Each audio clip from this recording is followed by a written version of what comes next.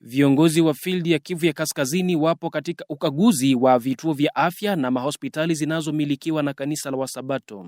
Walipofika kwenye kituo cha afya cha Rwese, presidenti wa field mchungaji Makeo Kirindera aliwaambia wauguzi kuwa wanafanya kazi ya Yesu, lazima wafuate nyayo zake. Huyo ambaye anakuja amekatishwa tamaa, amechoshwa na magonjwa. Sasa kija uliko ni kwamba aone picha ya Kristo ndani mwa nani? Kama vile maandiko yanavyotuambia. Walimletea Yesu wa nani? Wapi mmekuta kwa anasema alichukua fimbo anaanza kuwachapa fimbo awafukuze watoke? Lakini walipokuwa wanamuona na waliomgusa kwa siri kama yule mama yule wa Marko sura ya 5, mbali kwa ametokwa damu kwa miaka kadhaa. Kasema mtu amenigusa. Na anayerudi nyumbani kwa furaha, kwa raha, huwa dawa zimemsaidia na pia hali hiyo ya kisaikolojia itamsaidia kupona vizuri. Na kule anakokwenda atasema nimetoka kisima cha nini? Cha Bethesda. Nimekutana na Mwokozi. Nimemuona Kristo pale Rwese, ameniponya. Amina.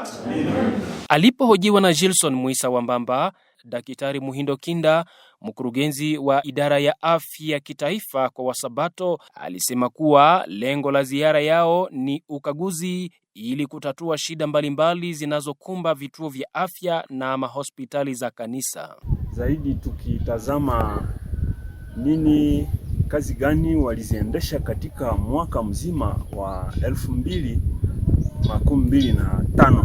Tunakusanya shida mbalimbali wanazokuwa nazo, na hivi tutaenda kuzileta kwenye baraza kubwa la North Kivu Field iweze kufikiria nini inaweza kufanya kufuatana na kila shida fulani inayoonekana kwenye kituo. Mama Masika Mukosasenge Kosole, msimamizi wa kituo, na Paluku Kakimba, kiongozi wa kamati ya afya ya mahali hapa, walitoa maoni yao. Kwa kazi ambayo imetendeka leo, tumeshukuru sana waongozi, kwani wamekuja kutembelea mara ya kwanza.